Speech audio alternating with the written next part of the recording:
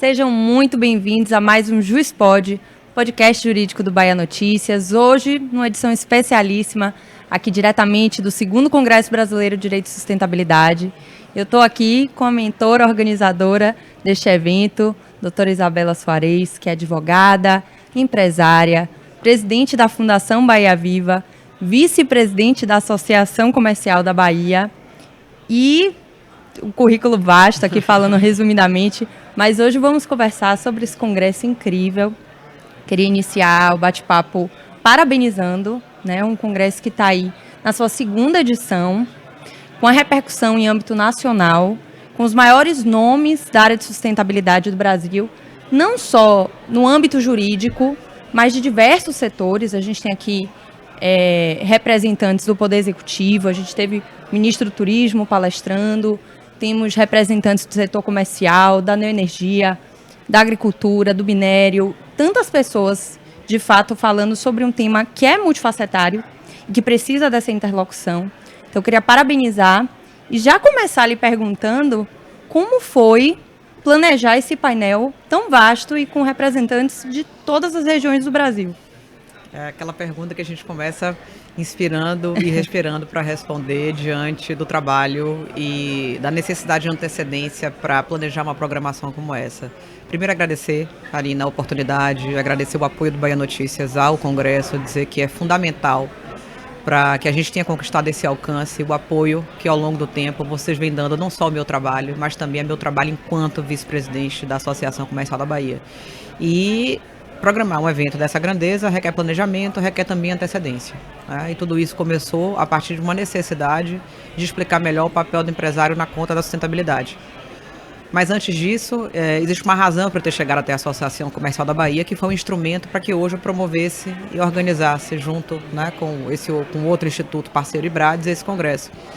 Eu cheguei à Associação Comercial da Bahia através de um convite do ex-presidente Mário Dantas, continuei as minhas colaborações a partir da presidência, também durante a presidência de Paulo Cavalcante, a partir de um portfólio de ações de trabalhos ambientais que eu desenvolvia e que eu desenvolvo enquanto presidente da Fundação Bahia Viva na Baía de Todos os Santos. E a Associação Comercial, ela passou por uma ressignificação, por uma reestruturação, onde fazia parte desse novo momento, desse planejamento, dessa nova gestão, convidar empresários para que instituíssem núcleos que tivessem de acordo com a sua expertise empresarial. Não seria diferente com os temas ambientais. Então, é exatamente assim que eu chego à associação. Uma vez lá, a gente sentia falta de explicar melhor o papel do empresário dentro dessa conta, dessa equação, que durante muito tempo foi vista apenas como uma preocupação com a ecologia. E a gente queria mostrar que a equação ela é formada por um tripé com 3 pilares. Então, o pilar ambiental, o pilar social e o pilar econômico. E o empresário ele é fundamental para a sustentação do pilar econômico, por exemplo. Então, a gente entendia ali injusta a posição que muitas vezes o empresário é colocado, porque ele desempenha um papel fundamental na conquista dessa equação. Então, é exatamente a partir desse propósito que o evento nasce. A primeira edição foi no ano passado, exatamente nesses mesmos dias, no mês de maio, mês que antecede a comemoração do Dia Mundial do Meio Ambiente, ou seja, uma data super oportuna, mas como você pode perceber, ele dobrou de tamanho. Isso requer planejamento, antecedência, então a gente começa a trabalhar nele, logo em seguida a gente finaliza, porque é preciso planejar, acima de qualquer coisa, a viabilidade de custos e a financiabilidade desse evento. Então, as coisas não vão cair do céu. Então, para isso, a gente precisa elaborar projetos, construir projetos, apresentar as empresas. Isso requer uma antecedência. Conseguir parceiros requer uma antecedência assim, de bastante tempo. Então, a gente começa a trabalhar logo em seguida. E a curadoria é toda planejada com base nas necessidades e das explicações que nós sentimos que existem lacunas na sociedade. Uma delas é o conceito de sustentabilidade, no que tange a atividade empresarial, e que para esse obstáculo seja superado, a gente precisa discutir quais os gargalos e quais as soluções para que a atividade empresarial ela se instale completamente, ela possa ajudar cada vez mais. Porque são duas questões distintas. A atividade empresarial, ela existe, muitas vezes ela é posta num patamar injusto em relação à sua atuação com o meio ambiente. Outra é a ausência de atividade empresarial, ela impacta diretamente no pilar econômico, porque ela gera pobreza, ela gera carências, outras necessidades, ela provoca desigualdade, e com isso você tem o pilar social atingido Não, mais uma vez, dizendo que você não consegue fechar essa equação, que é um tripé. Então, não sei se eu consegui responder de forma clara a sua pergunta, mas esse evento nasce a partir dessa necessidade de explicação e, como eu disse, é um planejamento longo e que cada vez a gente precisa se programar com mais e mais antecedência, dada a quantidade de pessoas hoje que se interessam pelos temas. Não, e não só os nomes são nomes muito fortes em todos os setores que estão participando aqui desse evento, mas a organização do evento, assim, eu quero parabenizá-la pessoalmente, porque é uma coisa que a gente está ouvindo as pessoas comentarem, o quanto os nomes que estão aqui, a organização do evento, a estrutura que foi feita e pensada por vocês, em cada detalhe, assim, realmente estão de parabéns. E qual é a sua sensação enquanto uma pessoa que mora em Salvador, de trazer um evento dessa magnitude, dessa proporção, que tem repercussão em âmbito nacional, para falar sobre um tema tão relevante aqui na sua cidade? Eu acho que isso é inerente à minha condição de empresária. Né? O empresário é natural. Da personalidade do empresário, você querer promover desenvolvimento no lugar que você mora, que você vive, que você nasceu. E eu acho que a escolha de Salvador está diretamente ligada a isso. Né? Não existe razão, não haveria razão em levar esse debate para outro lugar, ainda que a gente conseguisse instrumentalizar essa possibilidade. Além disso, eu sou vice-presidente da Associação Comercial da Bahia, uma representação de classe baiana, bicentenária, que representa o empresário baiano. Uma vez representando o empresário baiano, nada melhor do que fazer da capital do estado um fórum de debate para essas questões. Então eu particularmente vejo que hoje as pessoas, está na moda, não sei se na moda ou se ou por outras conveniências, você levar essas discussões para fora da nossa cidade. Enquanto empresária, enquanto moradora de Salvador, eu quero desenvolver essas pautas e eu quero movimentar a economia da minha cidade, né? Voltando àquele pressuposto básico que leva, né, ao nascimento desse congresso. Sustentabilidade é também uma boa atuação empresarial, né? E para que a atuação empresarial exista, o empresário precisa contribuir e encontrando um terreno fértil, como é o caso da cidade de Salvador, um terreno fértil para eventos, a gente tem por obrigação desenvolver isso dentro da nossa cidade, para gerar empregabilidade, impactar as pessoas, movimentar a economia e transformar Salvador na capital da sustentabilidade. Excelente. Tem uma pergunta que eu quero lhe fazer, particularmente como empresária, e uma empresária que é militante na preservação ambiental. Tem um trabalho incrível na Fundação Bahia Viva, a gente vê o resultado aí na Ilha dos Frades, em tantos lugares aí da Bahia de Todos os Santos. Queria lhe perguntar, porque o brasileiro, de uma forma geral, tem uma visão enraizada naquele senso comum, preconceituoso, muitas vezes fruto de ignorância, e até maniqueísta, de que ou você defende o empreendedorismo e a economia, o desenvolvimento econômico, ou você defende uma preservação ambiental, como se essas três necessidades não fossem se dialogar. E eu queria saber, particularmente para você, como você enxerga essa cultura, que há uma espécie de preconceito, eu acho que com o empresário de forma geral, e já vou emendar e um pouco além essa pergunta, porque a gente também tem uma questão, muitas vezes, de polarização política desse debate.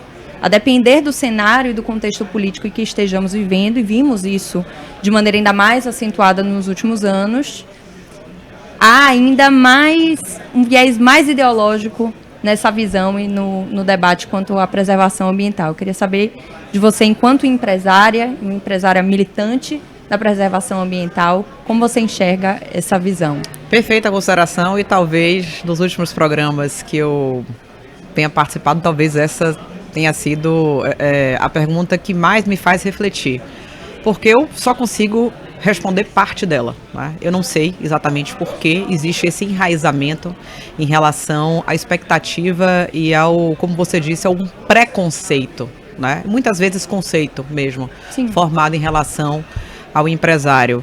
Acho que por diversas razões, né? Um pouco de falta de voluntariedade do empresário, que precisa carregar, né, consigo essa responsabilidade, independente de ser instado, né, a se manifestar ou atuar nesses temas, em todos os temas, né, responsabilidade social como um todo. Acho que por outras razões se comprou muito o discurso de apenas uma parte da sociedade civil, e aí eu acho que tem a ver com aquela falta de explicação, né, sobre sustentabilidade, embora esse conceito é um conceito que para nós ele é antigo, mas a explicação dele não é tão antiga assim, né? Ela é praticamente recente. Então talvez essa falta de compreensão faça com que as pessoas sempre coloquem o empresário ali numa posição de inimigo do meio ambiente, de algoz, aquele que impacta negativamente. E as duras penas eu tenho tentado quebrar um pouco isso. E digo que o fato de eu presidir uma organização social, uma organização do terceiro setor, assim, né, como vários outros empresários que se arriscam a quebrar esses padrões, eu também encontro muita resistência, porque, querendo ou não, eu sou ali um pouco dissonante dessa opinião, desse senso comum que foi construído ao longo dos anos, né? E eu tenho, assim, ainda que seja uma gota no oceano, tentado dar minha contribuição mostrando que isso não é verdade, né? Que o interesse social, que o interesse pelo meio ambiente, o interesse pelo bem-estar, o interesse pela dignidade da pessoa humana, ele transcende qualquer ideologia política, qualquer opinião política, ele está acima do que eu e você entendemos ser o correto, né? Porque o que é correto não depende de bandeira, não depende de bandeira, exatamente. E, além disso, todos nós estamos sob o comando de uma Carta Magna, que é a Constituição Federal do Brasil, né? Que é a Constituição Federal do Brasil e regida pelo Estado Democrático de Direito. Então, as opiniões, em nenhum momento existe um problema em divergir, né? O que você não pode é demonizar um lado, principalmente sabendo que aquele lado pode contribuir tão bem para que a gente atinja uma condição perfeita. Então, acho que vários fatores, né? Ela é uma conversa que ela acaba, assim, às vezes se confundindo um pouco, ficando um pouco confusa, porque a gente não sabe exatamente identificar a raiz do problema, né? Eu atribuo a um preconceito, de fato, né? Formado ali equivocadamente. Acho que o empresário, com isso, ele acaba se acuando e não enfrenta. Sim. E aí eu vou fazer aqui a meia-culpa falando por parte da minha classe, que deveria se arriscar um pouco mais, assim como a gente vem fazendo, né? É importante. Então, muitas vezes eu sinto falta desses apoios de pessoas ao meu lado, que eu sei que concordam, né? Sei que é uma luta conjunta, mas, no entanto, essas pessoas não querem ali demonstrar publicamente as suas opiniões, principalmente em função desse momento ultrapolarizado que a gente vive. Qualquer coisa que se diga hoje já colocam em um dos das polos milhares políticos. De possibilidades de reproduções, porque a gente vive nesse ambiente de rede social e de reprodução quase que automática de tudo que se diz, né? E o alcance disso também infinitamente maior do que o que foi um dia. Então, acho que todos esses fatores acabaram semeando um ambiente que para nós sempre foi desconfortável e, consequentemente, nos colocou numa posição de desconfiança. Bom, a minha maneira, e com toda a confiança que me foi dispensada pelo presidente Paulo Cavalcante, a gente tem tentado quebrar um pouco esses paradigmas, mostrando o outro lado, dizendo assim, olha só, não é bem assim. E tem feito um trabalho super importante. Exatamente, não é bem assim. Então vamos olhar aqui os números, né, e mostrar muitas vezes que o seu dia a dia, a sua dignidade que é conquistada, ela é promovida pelo empresário. Como, por exemplo, nós vimos nos painéis da agricultura, do agronegócio, que foi super presente e tivemos um apoio fundamental desse setor, né, nesse ano. Então, o que é que o agro representa, né? O agro, por exemplo, que acaba avocando ali todas as atribuições, às vezes, né, negativas e ficou toda estigmatizado. A culpa, todo esse estigma em relação a quem impactaria negativamente ao meio ambiente. Hoje em dia, o setor produtivo do Brasil é quem bota a comida na mesa de todos nós, inclusive da população mundial, né? Se a gente conquistou alguma dignidade, se a gente conquistou alguma credibilidade internacional, a gente deve isso aos produtores rurais.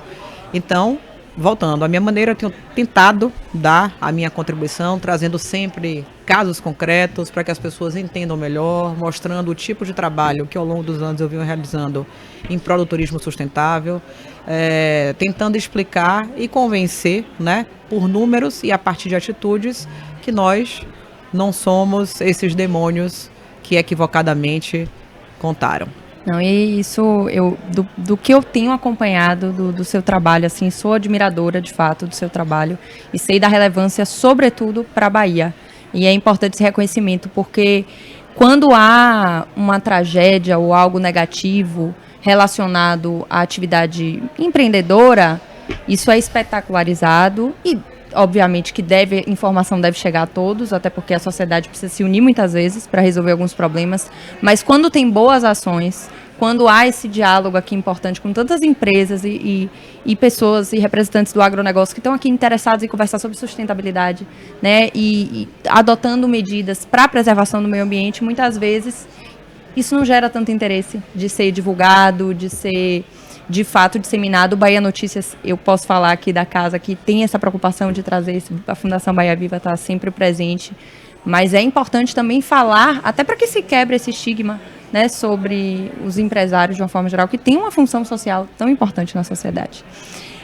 Uma outra questão que eu queria perguntar, é uma curiosidade realmente, se foi a sua atuação à frente da Fundação Bahia Viva que despertou em você ainda mais essa vontade de discutir e de trazer à luz o tema da sustentabilidade e da preservação ambiental, ou se foi o seu interesse pela sustentabilidade e preservação ambiental que acabou lhe levando a estar hoje à presidência da Fundação Bahia Viva. Eu acho que a atuação na Fundação Bahia Viva foi o que me trouxe, o que despertou o meu interesse pelo trabalho, mas o fato de eu presidir uma organização social, ela está muito ligada a uma atuação familiar em prol do associativismo empresarial. Então, eu tenho uma história de família, né, no associativismo, que se iniciou com meu avô, Manuel Merron, que veio da Espanha para cá, fugido de uma situação de guerra civil espanhola, e os imigrantes naquela época, em 1934, que chegavam aqui na Bahia, iam diretamente trabalhar no setor de restaurantes, de comércio, e com o tempo, meu avô foi conquistando coisas, se tornou empresário e passou a frequentar esses fóruns, né, essas associações, essas representações de classe que naquela época gozavam de muito prestígio, sim, mas sem que você quisesse fazer daquilo ali um trampolim político, né? Era espírito público no sentido real da palavra, simplesmente por fazer o bem, né? Tentando devolver de alguma forma à sociedade tudo que foi conquistado, né? Então, pessoas que passaram por uma fase imensa de dificuldade, que obtiveram êxito nas suas atividades, na sua atividade empresarial e que querem devolver à sociedade na forma de retribuição, fazendo trabalhos sociais, se doando às causas sociais, às causas ambientais. Eu digo as causas ambientais porque essa preocupação ambiental ela é relativamente nova quando eu faço essa retrospectiva histórica. Então, eu cheguei à Fundação Bahia Viva a partir de uma motivação social que é uma característica familiar.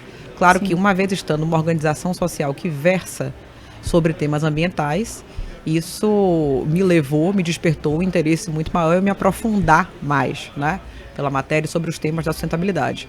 E essa oportunidade de presidir, de fazer parte da diretoria executiva de sustentabilidade da Associação Comercial da Bahia me deu um alcance maior a ações que eu já vinha realizando desde 2012, né? Então, eu diria que foi a fundação que abriu as portas do interesse pelo tema. Foi como se como se tivesse, ela funcionou meio que como um cupido para mim, né?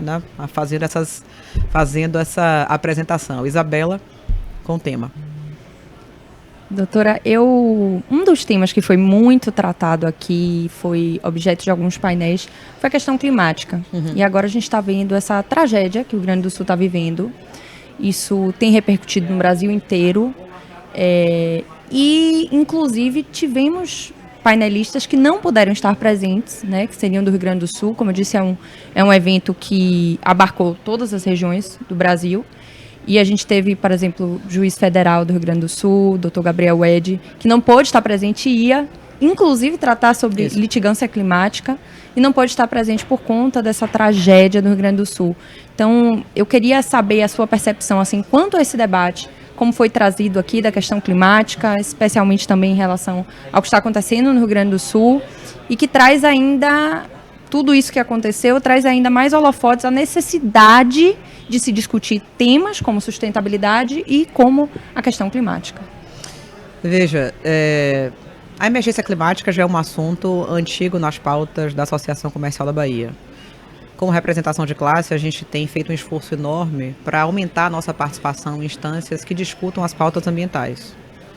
Então, nós tivemos a oportunidade de ter, na época, uma cadeira no Conselho Municipal de Meio Ambiente, onde nós pudemos participar da apresentação da cidade de Salvador, que era um plano de mitigação dessas ações climáticas já numa demonstração ali visionária do que estava por vir, né? Então, de acordo com todos os painéis que foram apresentados, os números mostram que você não pode mais ter em nenhum momento um comportamento negacionista, né? A situação está posta e nós precisamos nos preparar. Entretanto, a gente já vem alertando para as necessidades quando se trata de infraestrutura, por exemplo, né? Então, embora esse assunto o Congresso tenha acontecido exatamente na mesma época da tragédia do Rio Grande do Sul, essa não é uma discussão nova aqui para nós, né? Nós já vínhamos tratando do assunto faz algum tempo, ele já esteve presente no Congresso passado e agora ele só reforça a nossa convicção, de acordo com todos os painéis que foram apresentados, com números que foram trazidos pelos painelistas, que quando se trata, por exemplo, da política urbana, ela é uma política urbana que ela não tem nenhuma capacidade de ser resiliente diante do que está por vir. Sim. E aí, isso é uma vertente que eu venho falando desde 2012, quando eu passo a integrar a diretoria executiva da Fundação Bahia Viva, que você em nenhum momento pode desconectar a pauta ambiental da pauta urbana. Porque se você for fazer uma análise em relação à nossa situação de emergência climática, os lugares e os pontos mais sofridos são justamente as cidades. Cidades que passam e que sofrem com a falta de planejamento, né? Sim. Então, quando as catástrofes vêm, quando você tem uma floresta absolutamente preservada, você não tem, por exemplo, morte. Por quê? Porque ela está ali intacta, você não tem ninguém vivendo nela. Ela própria se regenera com o tempo. Mas quando a catástrofe vem no ambiente urbano, isso gera consequências enormes. Então a gente vem alertando para o problema urbano-ambiental faz algum tempo. Infelizmente, tivemos a infeliz coincidência de promover esse congresso justamente na época em que o Rio Grande do Sul se recupera do que certamente pode ter sido a sua maior catástrofe ambiental enfrentada. Mas para nós não é um assunto de última hora, sempre foi um assunto de primeira hora. Então sempre existiu, né, nos fóruns de discussão dos núcleos da Associação Comercial da Bahia que tratam de temas ambientais, pelo menos os que eu fiz parte, de deixar ali o registro de que a gente precisava ter um olhar um pouco mais especial quanto à infraestrutura urbana, quanto ao ordenamento, quanto à aplicação, né, de todo o arcabouço legislativo, porque eu penso que o problema ambiental hoje ele não é mais legislativo, é um problema de execução. Sim. Né? Problema de execução. Então, assim, a lei está posta, ela é moderna, ela é protetiva, mas... É uma das mais protetivas, eu acho que em âmbito mundial, né? Pois é, como é que você aplica, né? Como é que, assim, a aplicabilidade dela... A grande dificuldade, eu acho, do direito brasileiro como um todo, não só ambiental. A gente traz para esse recorte ambiental porque estamos aqui no Congresso discutindo temas ambientais. Mas então, voltando à sua pergunta, para nós é um tema que já vem sendo tratado e veja que se você fizer aí uma rápida pesquisa sobre as coisas que eu já escrevi, sobre os lugares em que eu já consegui, os veículos em que eu já concedi entrevista, eu sempre reforço essa necessidade de junção e discussão das duas matérias de forma absolutamente convergente. Sim. Né? E o Rio Grande do Sul, infelizmente, eu acho que é um retrato de tudo isso que eu disse aqui. Doutora, podemos já nos preparar aí para um terceiro congresso e o que está por vir? Porque, assim, a primeira edição foi um sucesso, tanto que a gente está vendo a proporção ainda maior, que foi segunda edição apenas, e já está nessa proporção, já dobrou de tamanho, como você disse. O que podemos esperar aí da terceira edição? E se podemos esperar, eu acredito que sim, já estamos contando com isso. Olha, a proporção que tomou o evento, os elogios que eu recebi, né, sempre ali na saída de todos os painéis, sem dúvida nenhuma, são depoimentos que nos motivam a realizar todo ano. Entretanto, eu vou parafrasear o ministro Afrânio, que hoje nos concedeu uma conferência de abertura magnífica, e ele falou muito sobre parcimônia, né? Então, é preciso cautela ao anunciar um evento dessa grandeza. Então, a gente não pode esquecer que ano que vem o Brasil está num momento super especial, que Sim. todos os olhares estarão voltados para a COP30 que vai acontecer no Pará, e a gente precisa também ter ideia do nosso tamanho sem subestimar a nossa capacidade. Então, eu não quero me arvorar em garantir já uma terceira edição. Ela tem tudo para acontecer, né? Exatamente nesse formato, não sei se aqui no mesmo lugar, em outro lugar, diante da quantidade de congressistas procurando, as vagas se esgotaram uma semana antes, né, do início do congresso, que significa que se a gente tivesse mais convites para comercializar, eles certamente seriam comercializados, mas eu acho que o momento pede cautela, tem tudo para acontecer, né, mas eu não quero aqui, diante da sua presença, assegurar que ele vai acontecer. Tem tudo para acontecer. Então, Vamos analisar os resultados, ver o que a gente conseguiu produzir, ver de que forma a gente impacta, porque eu acho que isso é muito importante também, né?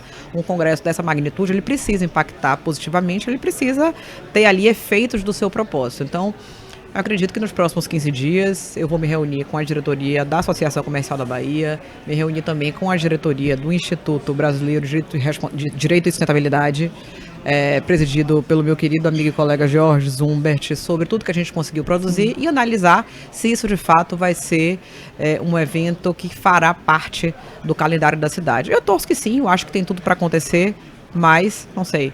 Se tem a ver com atividade empresarial, a gente sempre vai ali numa espécie de comedimento cheio de empresários aqui interessados em falar sobre sustentabilidade e tirar um tempinho para descansar também, né, doutora? Que eu sei que não é fácil montar um evento nessa proporção. Pois é. Toda hora que a gente tentava marcar, a doutora Isabela, olha, eu vou tentar aqui em tal horário, porque realmente é uma loucura. A parte mais difícil é conciliar a organização com as pautas normais, né? Que continuam seguindo normalmente. Trabalho, maternidade, família. Para a mulher ainda são ainda mais funções. Ainda mais pesada. Não vou lhe prender tanto aqui, porque sei que você está muito requisitada. Quero lhe agradecer muitíssimo, lhe parabenizar, dizer que admiro muito o seu trabalho, que fiquei, assim, realmente encantada com a proporção que foi tomada para o evento, dos debates, a qualidade de tudo que foi tratado. Então é isso, eu quero lhe agradecer e lhe agradecer por nos conceder aqui esse espaço também, nos permitir estar aqui acompanhando e tendo tantos bate-papos maravilhosos que vão estar aí disponíveis para vocês. Eu que agradeço a sua generosidade, aproveitar também para elogiar a sua inteligência e o nível das perguntas, agradecer a todo o apoio que o Bahia Notícias dispensa ao nosso trabalho. E foi muito bom contar com vocês nessa jornada, eu continuo à disposição, eu espero estar aqui com você outras vezes. Será um prazer. E vamos em frente, que a sustentabilidade não espera. Então é isso aí, pessoal. Muito obrigada, doutora. Logo mais bate-papos aqui diretamente do 2º Congresso Brasileiro de Direito e Sustentabilidade.